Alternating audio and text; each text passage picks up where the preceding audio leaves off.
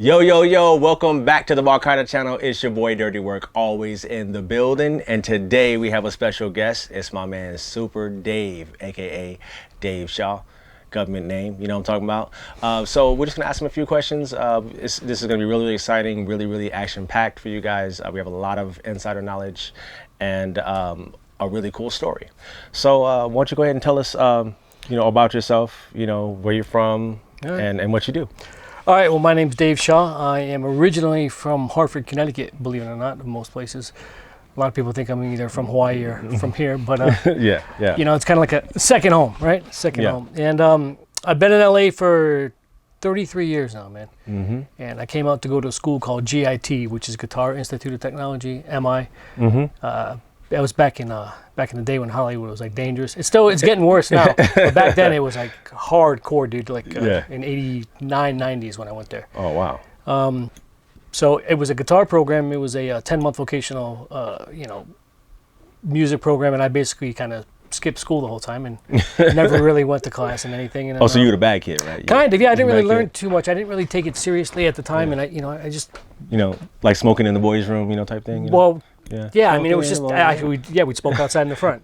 Right. Me and my buddy Marcus, that's what we did. We'd bum cigarettes off each other, walk up and down the Hollywood Boulevard, Yeah. And it was a lot of fun. And then so being a rock star never kind of really panned out the way I thought it was going to back then. So I kind of got lucky in a way as I was doing production assistant work. Okay. So I was a PA, basically coffee boy, on a non-union gig. Oh yeah. Back in like 1998, I believe it was. And it was for an infomercial called the Red Devil Grill, the Red Devil Barbecue Grill. Okay. Wow. I actually remember that. Yeah.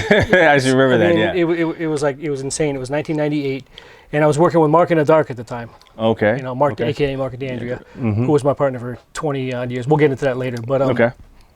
This was when him and I first got together and started doing this kind of stuff. So I was a production. What is this kind of stuff? Okay, so I was a PA on the set, and one day the director, a guy named John Boyle, God rest his soul, because he passed away 10 years ago. But basically, I bugged this cat to give me a chance so much that he basically fired me. Wow. Probably like 5 or 6 times. Wow. And I'm surprised he didn't just get rid of me altogether. So was it on your day off, or did you fire on your day off? Or you it was like those non-union sets back then. It was crazy. So I was like the PA, and I did everything. Yeah. And I think it was in Calabasas was the location, and I would drive from Calabasas to fucking West Covina. Wow. All right. Wow. To work with Mark all night trying to come up with these tracks, and then drive back to Calabasas for like a 6 a.m. call time. And part of my job was to light this barbecue for the set, and it used to, spark and blow up in the propane. It was dangerous, dude. Wow. So I used to be the one to throw the match in there and light this thing. Yeah. So finally, this guy Johnny, he gave me a chance. He said, "All right, go ahead, go write something." So I did. I went back to Mark, and we came up with this piece, and I played it for him, and he said, "Okay, all right, you're gonna do this pretty much for free, and you're gonna keep working, So you were working as a production assistant, and you're gonna finish this out." And I was kind of doing both, burning the candle at both ends, man. I was like 28 at the time, maybe 27, 28. So you were actually submitting music for an actual infomercial. What happened was I'll go back. Part of my job as a production assistant was to one day go to this composer's house. Okay. I didn't know. I had a list. Hey, you go here, do this, pick this up, pick that up. So I stop at this dude's house. He's a composer. Okay. I sit on his couch kind of like that, and I'm waiting, and I'm watching what he's doing. I'm going, shit, you get paid for this? I think I can totally do this. Yeah, it's easy. Totally. And I just started working with Mark, and Mark had the skills because he knew how to engineer and record and work the drum machine. I was just a guitar player, and I couldn't work that stuff, and Mark knew how to work it all. So between him and I together, we just kind of figured it out. So I told him we can do this, and we did it. Yeah. And I went back to the director and played on my stuff, and I said, I'll do this for free. Yeah. Just give me on the front end, of course. Yeah. On the front end. The front end. Yes. At the front end, of course. Yeah. Well, I'll get into the publishing and everything later, but yes, basically I gave away everything. Oh wow. Well, okay, so I didn't give away the writer's share.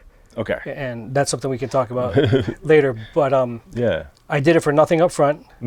No publishing. Wow. I just retained my songwriter share. Wow. But that's what set me in motion for the next basically 22 years. Wow. Wow. And over the past, let's say 22 years or so, what kind of projects or what kind of other commercial projects did you actually find yourself getting into? I think. Just name off a couple. All right, I think something we've right done now. over 100 full-length feature infomercials.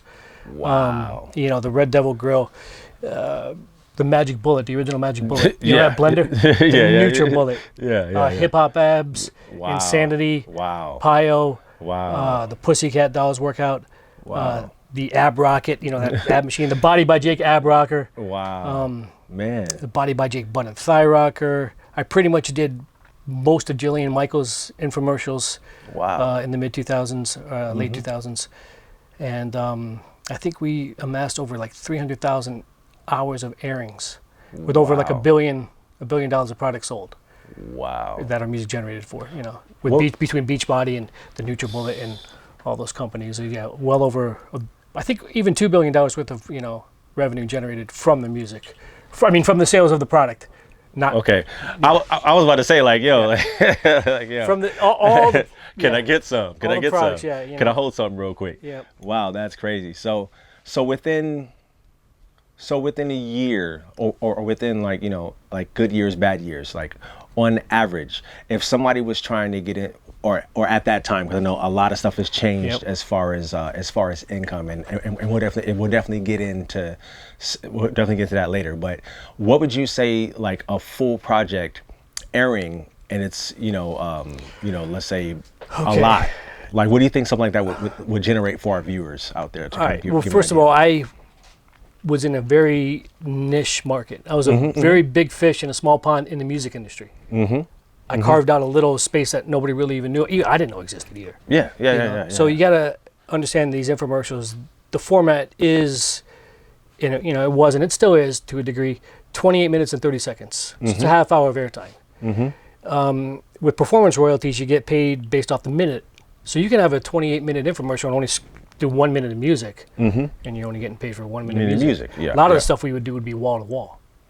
Okay, and you get paid every time it airs on TV. Now, different Wow. licensees, different TV stations have different license fees and different structures, and it varies greatly from $1 to $20 to pennies to.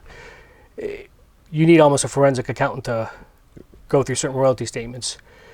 But all right, put it this way: that Red Devil, the very first royalty check I ever got, and I'll never forget this because it was. Inquiring minds want to know. It was the day right after the Columbine shooting, Oh wow! and wow. I think most of us that were alive then we can remember.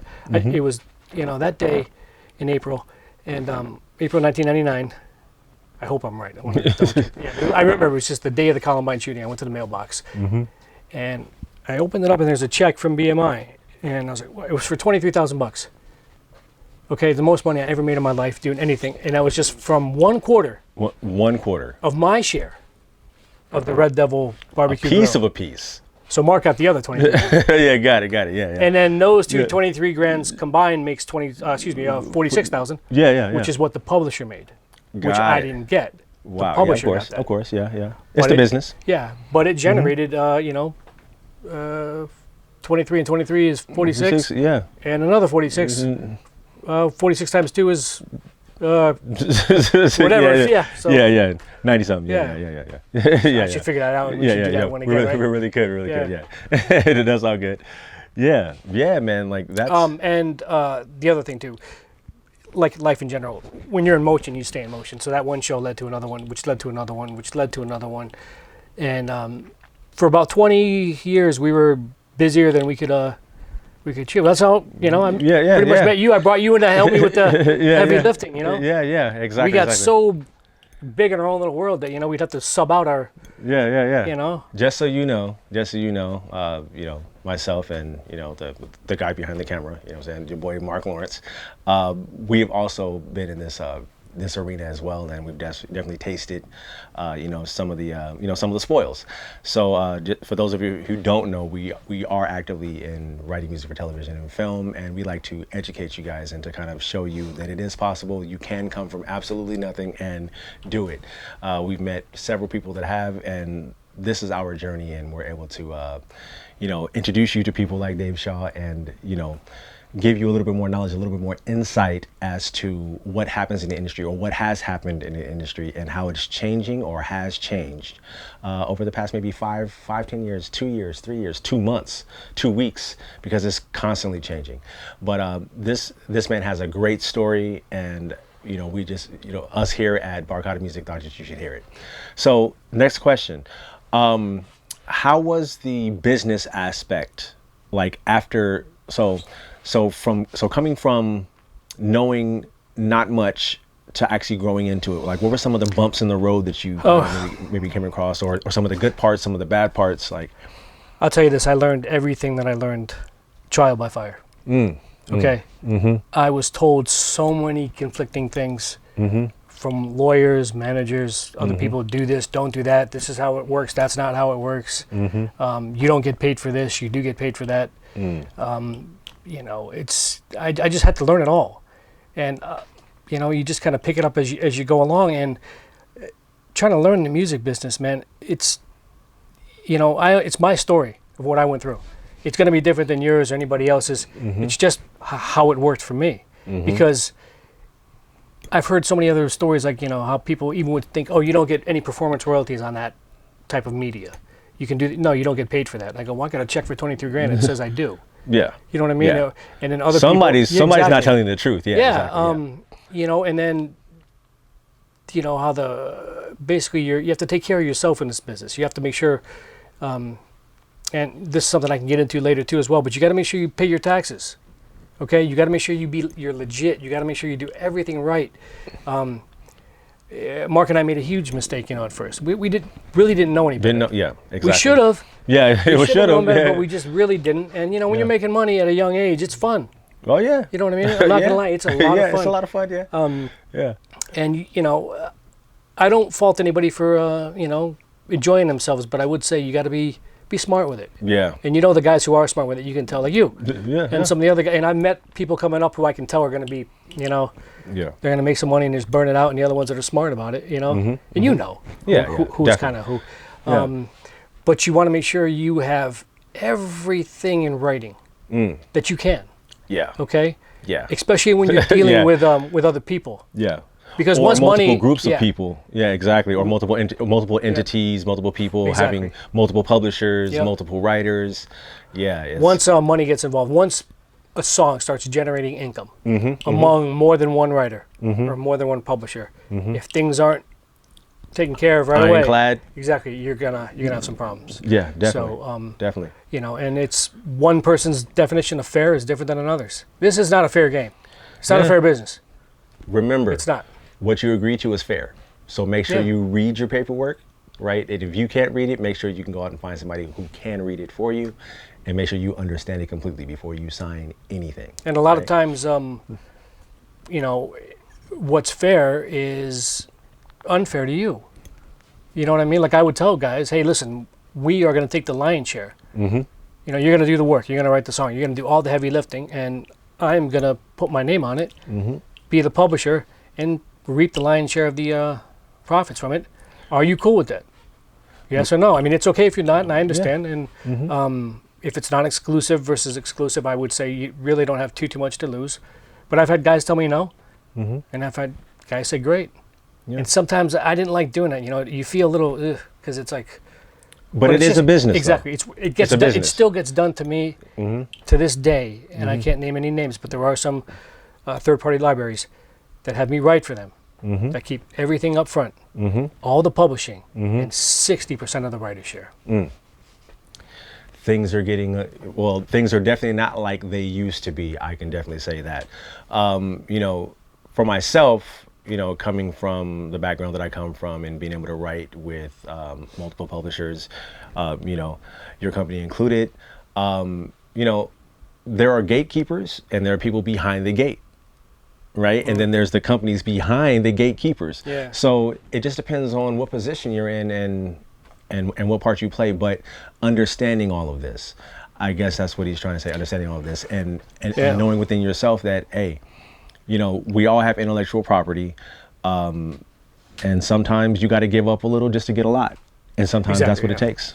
And music for TV, film. Now, here's the thing: the internet. God, I just turned 50, and I'm starting to feel kind of old now because I'm starting to have to catch up with this stuff. But but as you know, BMI and ASCAP, they're still trying to figure this stuff out too for streaming. But my thing was TV, film, basically television shows, cable TV.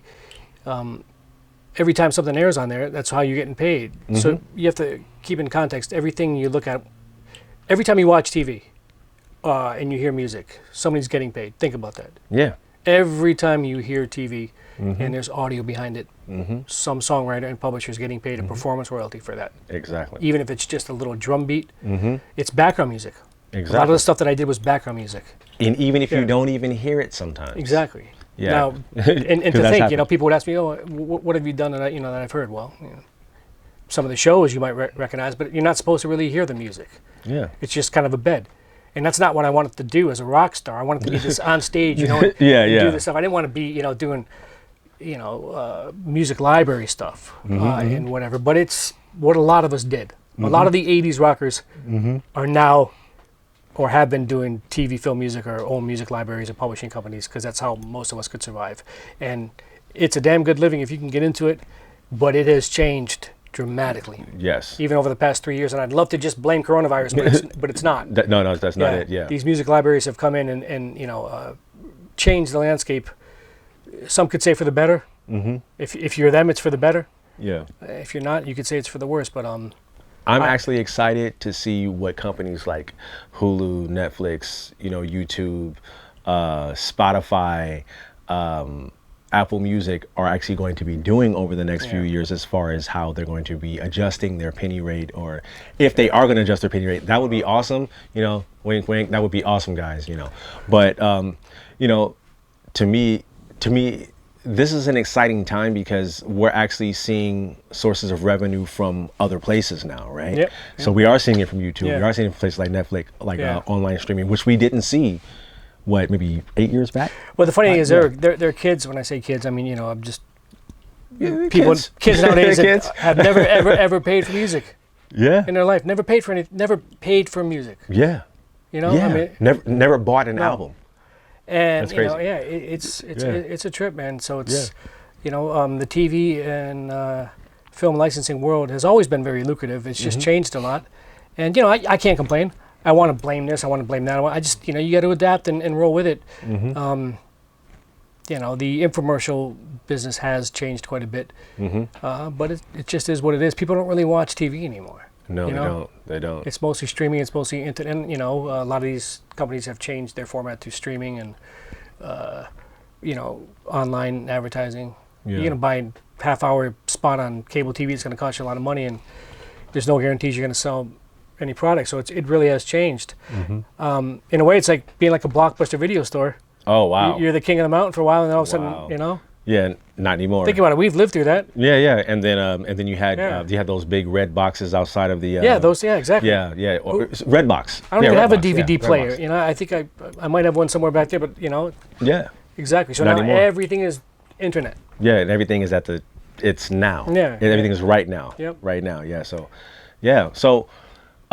as far as how things have changed, right? What are some of the things that you did back then that you think might work now, or how would you suggest that somebody who's starting out, what direction would you point them in to possibly get into the industry of writing for television and film, or writing, something like that? One of the easiest ways in, and when I say easy, it's not not easy, but maybe one of the best ways in for somebody new is going to a music library. Okay. Submitting, there's a lot of these mega music libraries, and there's a lot of smaller ones, and they run off of writers from all over the world. Yeah. You know what I mean? That's what they do, because they need to fill hours and hours of TV. You know, like if you watch anything on the National Geographic Channel, the History Channel, the Animal Planet, A&E, all those shows, if you watch the credits, sometimes it'll say music by so and so music, whatever library. It's usually not a person; it's the name of a music library. It's an actual entity. Yeah. Yes. So within a half-hour show on National Geographic or the History Channel, there's probably 30, 40 pieces of music by 30 or 40 different composers. Probably from, England to Florida, to Hawaii to North Dakota, all over. Yeah. Very rarely is it the same person on the same track. You're watching one scene and the next scene somebody completely different. So, and these companies will accept unsolicited material, but it's better to have it solicited if you can get an agent or an attorney. But, you know, if you search the internet for music publishers and music libraries, you can find them. And let me just say this, if you're good at what you do, if you're genuinely good at what you do, They'll find you. yeah, you'll find it. Because everybody nowadays has a computer, you know, they're a composer, you know, they get Final Cut Pro, you're an editor, all these different things, yeah, whatever. If you're really good at it, you'll get there. Yeah. You know, so that's just the thing. Just be good at what you do. Do the work. Yeah, do the work. Exactly. Do the work. Read manuals. Do the work. You know, Yeah. I keep telling you guys to read manuals. Hopefully you're listening, but read the manual. Man, I don't even read. Yeah, it's like, yeah, he's got me. I come over and fix everything. Exactly. But yeah. So we're gonna go ahead and wrap this up. I just want to thank you once again. You know what I'm saying, for for taking your time. You know what I mean, 100. So yeah. Hopefully you guys got some insight from this, and possibly even learned a little bit, because we were dropping a couple of gems. Those who know, and if you don't know, go back and watch it again, and maybe you might pick it up. Right? So until next time, I will see you later. Deuces.